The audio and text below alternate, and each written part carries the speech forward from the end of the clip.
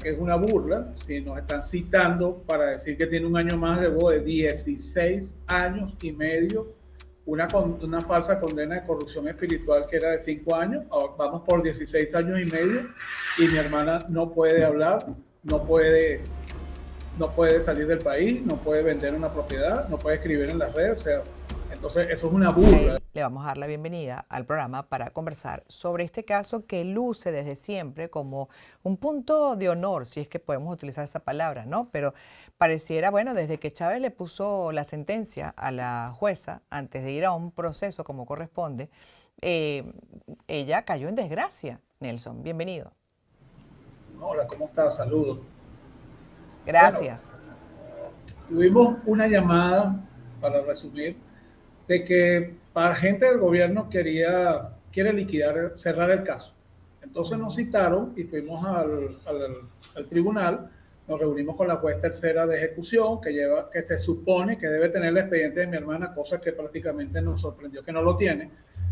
Y entonces le resumió que ella tiene que hacerse un examen psicotécnico, algo que se hizo en el 2020 dos veces y lo votaron ellos, para esperar un año más en prueba, en entrevista, para que espere un año más pues, de condena, de restricción.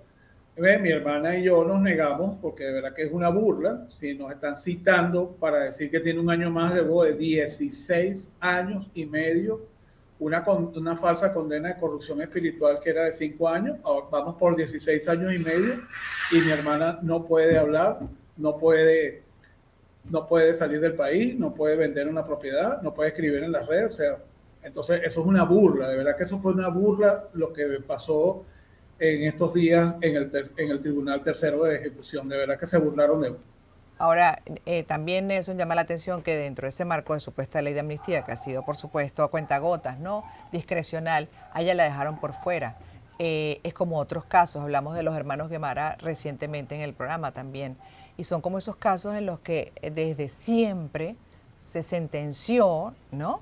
Y en el caso de tu hermana, de la jueza, se sentenció, bueno, por como dices, un supuesto delito que incluso no debía exceder los 5 años, ¿no? En tal caso de pena, de sanción.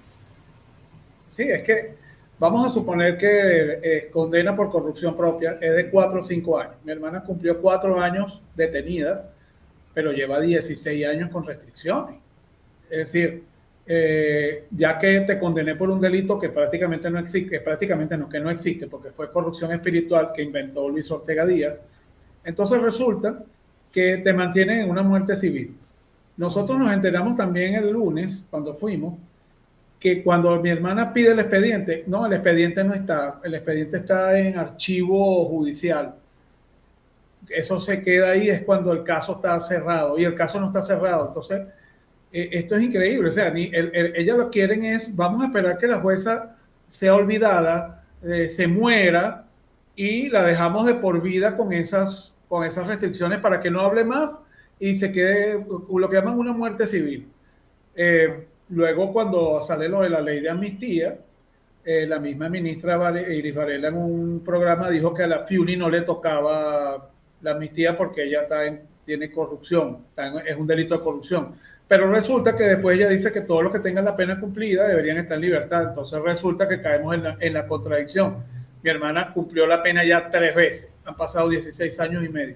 Entonces, de verdad que no sé, yo creo que aquí hay un problema de que algunos quieren cerrar el caso y hay otros que no entiendo, quieren seguir manteniendo a mi hermana con restricciones. No sé si hay miedo, no sé si es que hay temor, no entendemos cuál es el Pero objetivo además, de mantener.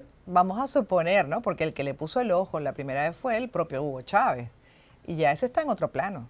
Entonces, la verdad es que sí, en el momento no solamente es que la sentenció como culpable antes de un debido proceso, sino que sentó un precedente en el Poder Judicial. A partir de ahí vino el deterioro mayor de justamente de la pérdida completa de la independencia del Poder Judicial. Ella fue ese punto de partida.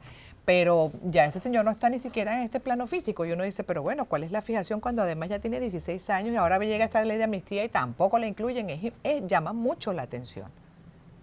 No, es que el punto también es, esto parece una herencia, o sea, se murió el dueño del negocio, entonces los hijos heredan la fortuna. Bueno, el señor Hugo Chávez ya no está en este plano, pero entonces lo heredaron otros, o sea,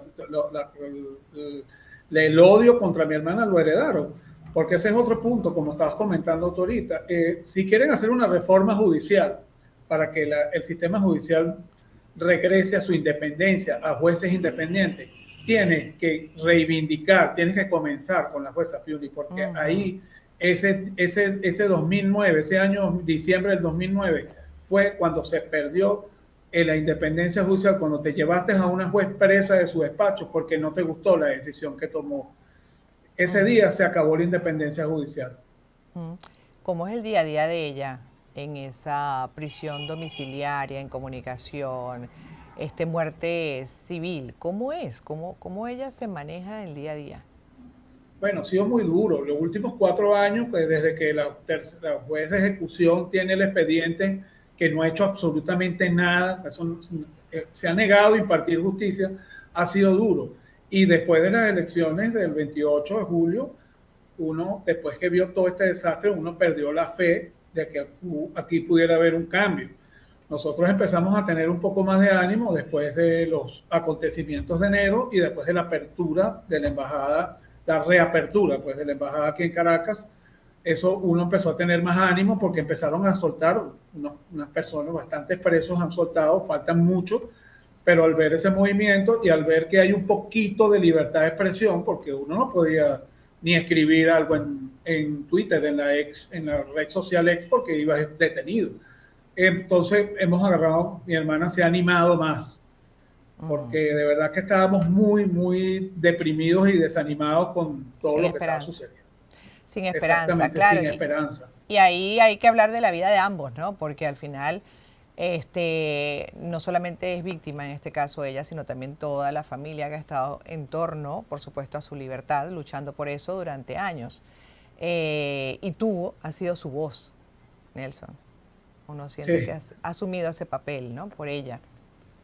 realmente porque no la dejan, porque el tema ahora aquí también con esta gente es que no solamente te culpan de un delito que no existe, sino que te quitan el derecho a defenderte, ni siquiera tienes derecho a tu voz, a tu persona a defenderse. Tiene que haber otra persona. Y eso que hace poco, si otro salía a defender al detenido, también iba preso. O sea, estamos de verdad que usted va preso, usted se queda callado y nadie lo defiende. ¿Qué quieren o qué van a hacer ahora dentro de esa última respuesta que les dieron? Bueno, nosotros seguimos insistiendo con el señor, con el encargado de negocios John Barrett, porque para nadie es un secreto que el gobierno de los Estados Unidos eh, está ejerciendo Presión.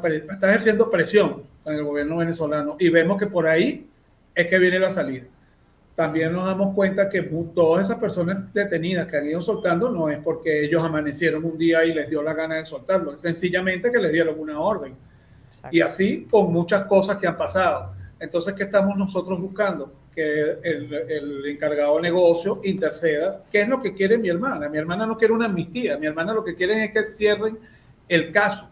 Es lo que le decimos, lo que corresponde es cerrar el caso para que mi hermana pueda tener una vida normal. Mi hermana no conoce a sus nietos, mi hermana tiene 10 años que no puede ver a su hija que está afuera del país porque le tienen prohibición de salir del país, prohibición de sacar el pasaporte.